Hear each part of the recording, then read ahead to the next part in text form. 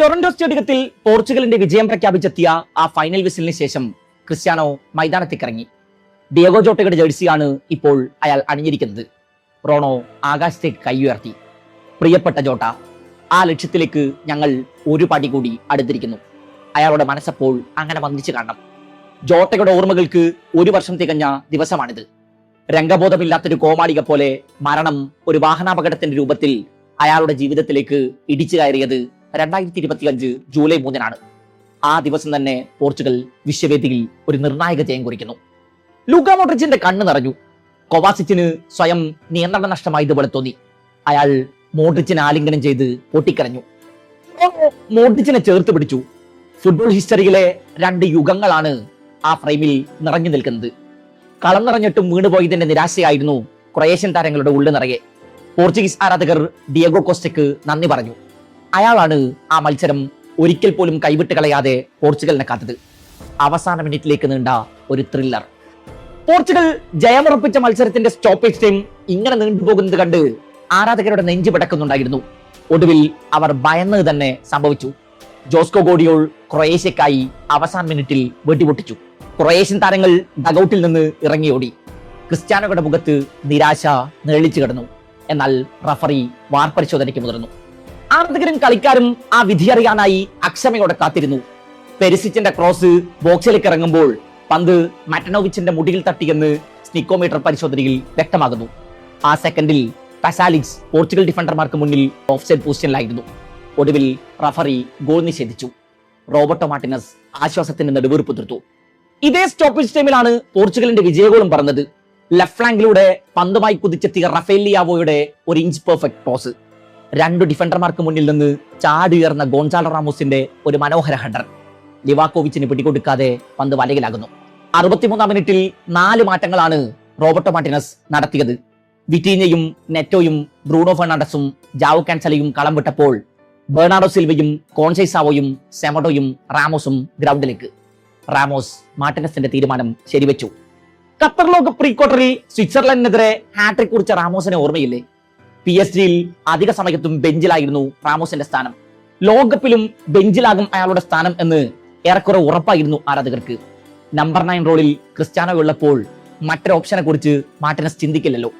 ഇന്നലെ Joao കാൻസലോയെ പിൻവലിച്ചാണ് Martinez റാമോസിനെ കളത്തിലിറക്കിയത് എന്നോർക്കണം. ഖത്തറിൽ ക്രിസ്ത്യാനോയെ ബെഞ്ചിലിരുത്തിയാണ് Fernando Santos റാമോസിനെ അവതരിപ്പിച്ചത്. റാമോസ് ഒരിക്കൽ കൂടി തന്റെ സാന്നിധ്യം ഈ ടീമിൽ എത്രമേൽ നിർണായകമാണ് എന്ന് വിളിച്ചു പറയുന്നു. കളിയുടെ തുടക്കത്തിൽ പോർച്ചുഗൽ കളം നിറയുന്നത് കണ്ടപ്പോൾ ആരാധകരുടെ പ്രതീക്ഷകൾ ആകാശത്തോളം ഉയർന്നതാണ്. എന്നാൽ ആ പ്രതീക്ഷകളൊക്കെ പിന്നെ ഒരു ഭീതിയിലേക്ക് വഴിമാറുന്നതാണ് കണ്ടത്. കളി തുടങ്ങി 3 മിനിറ്റിനകം ബ്രൂണോ ഫെർണാണ്ടസിന്റെ ഒരു ഗോൾ ശ്രമം ലിവാക്കോവിച്ചിന് മുന്നിൽ അവസാനിക്കുന്നു.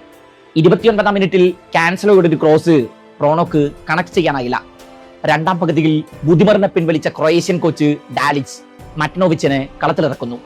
പോർച്ചുഗീസ് ഗോൾ മുഖത്തേക്ക് ഇടമുറിയാതെ പിന്നെ പന്തൊടുങ്ങി. ആദ്യ പകുതിയിൽ പോർച്ചുഗലിന് യഥേഷ്ടം കളിക്കാൻ അവസരം നൽകിയ ക്രൊയേഷ്യ 2-ാം പകുതിയിൽ കളം പിടിച്ചു. 52-ാം മിനിറ്റിൽ തന്നെ പെരിസിച്ചിലൂടെ അവർ മുന്നിലെത്തുകയും ചെയ്തു. സ്റ്റാനസിച്ചാണ് ആ ഗോളിന് വടിയൊരുക്കിയത്. 57-ാം മിനിറ്റിൽ റഫേൽ ലിയാവോയുടെ ഒരു വെടിച്ചില് പോസ്റ്റിലിടിച്ച് മടങ്ങുന്നുണ്ട്. 60-ാം മിനിറ്റിൽ റോണോ വലകുലുക്കിയതാണ്. എന്നാൽ റഫറി ഓഫ്സൈഡ് ഫ്ലാഗ് ഉയർത്തി. 63-ാം മിനിറ്റിൽ റനാറ്റോ വിഗയെ ബോക്സിൽ ഫൗൾ ചെയ്തു വീഴ്ത്തിയതിന് പോർച്ചുഗലിന് അനുകൂലമായി ഒരു പെനാൽറ്റി. വാർ പരിശോധനയ്ക്ക് ശേഷമായിരുന്നു ആ തീരുമാനം. ലിവാക്കോവിച്ചിന് പിടികൊടുക്കാതെ റോണോ അതിനെ അടിച്ചു വലയിലാക്കി. ലോകകപ്പ് നോക്കൌട്ട് സ്റ്റേജിൽ CR7 ആദ്യ ഗോൾ. ലോകകപ്പിൽ ക്രിസ്ത്യാനോയുടെ 9-ാം നോക്കൌട്ട് മാച്ച് ആയിരുന്നു അത്. 74-ാം മിനിറ്റിൽ കൊവാസിച്ച് പോർച്ചുഗീസ് ഗോൾ മുഖത്ത് ഒരു വലിയ ദുരന്തം വിതച്ചതാണ്. ബോക്സിന് വെളിയിൽ നിന്ന് അയാൾ പായിച്ച പന്ത് ആദ്യം പോസ്റ്റിലിടിച്ച് മടങ്ങുന്നു.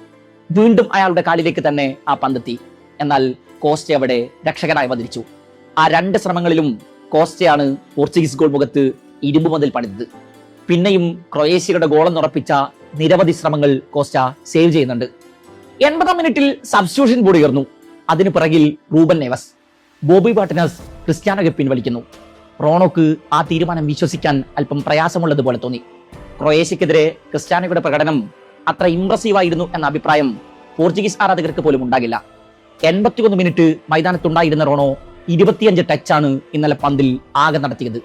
ഓപ്പോസിറ്റ് ബോക്സിൽ ഒരൊറ്റ ടച്ച് മാത്രം. അതാകട്ടെ പെനാൽറ്റിയും. ഒരൊറ്റ ഓൺ ടാർഗറ്റ് ഷോട്ട്. എന്നിട്ടും റോണോയെ തേടി മാൻ ഓഫ് ദ മാച്ച് പുരസ്കാരം എത്തിയത് ആരാധകർക്കിടയിൽ വലിയ ഡിബേറ്റുകൾക്ക് വഴിവെച്ചു. ഡിയേഗോ കോസ്റ്റയാണ് അത് അർഹിച്ചിരുന്നത് എന്നായിരുന്നു പലരുടെയും വാദം.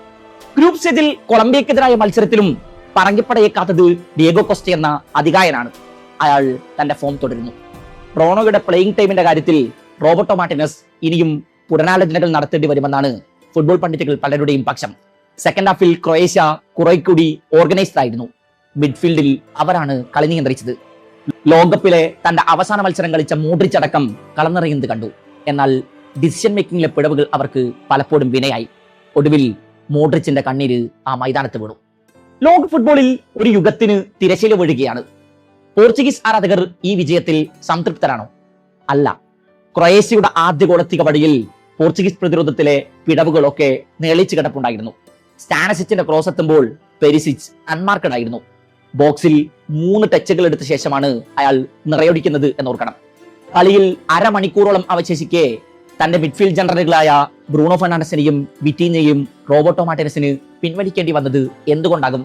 പ്രശ്നങ്ങൾ പലയിടത്തും ഉറഞ്ഞുകൂടി കിടപ്പുണ്ട്. Portuguese left back Nuno Mendes 3 different വിംഗർമാർക്കൊപ്പം പരീക്ഷിക്കപ്പെട്ടിട്ടുണ്ട് മാർട്ടിനസിന്റെ സിസ്റ്റത്തിൽ. അതിൽ ലിയാവോയുടെ പരീക്ഷണമായിരിക്കും ഏറെ എഫക്റ്റീവായത്. ലിയാവോ മെൻഡസ് കോമ്പിനേഷൻ ഇന്നലെ മൈതാനത്ത് മനോഹരമായി വർക്കാവുന്നത് കണ്ടു. Defensively and offensively Nuno Mendes പോർച്ചുഗലിന് നൽകുന്ന സംഭാവനകൾ വിലമതിക്കാനാകാത്തതാണ് എന്ന് ഒരിക്കൽ കൂടി ബോധ്യപ്പെടുത്തുന്ന മത്സരം. സ്പെയിനാണ് പ്രീ ക്വാർട്ടറിൽ പോർച്ചുഗലിന്റെ എതിരാളികൾ. നാഷൻസ് ലീഗ് ഫൈനലിലാണ് അവസാനമായി പോർച്ചുഗലും സ്പെയിനും നേർക്കുനേർ വന്നത്. അന്ന് നിലവിലെ യൂറോ ചാമ്പ്യന്മാരെ പരാജയപ്പെടുത്തി പോർച്ചുഗൽ തങ്ങളുടെ 2ാം നാഷൻസ് ലീഗ് കിരീടമണിഞ്ഞു. യമാൽ മെൻഡസ് ബാറ്റിലൊക്കെ അന്ന് ആരാധകർ സോഷ്യൽ മീഡിയയിൽ ആഘോഷമാക്കിയിരുന്നു. ഏതായാലും ലോകകപ്പിലെ ഹോട്ട് ഫേവറേറ്റുകളായി എത്തിയ 2 ടീമുകളിൽ ഒന്നിന് പ്രീ ക്വാർട്ടറിൽ മടക്ക ടിക്കറ്റ് അടിച്ച് കയ്യിൽ കിട്ടും. യമാലോ റോണോയോ? അവസാന ചിരി ആരുടേതാകും? അതറിയാൻ ജൂലൈ 7 വരെ കാത്തിരിക്കണം.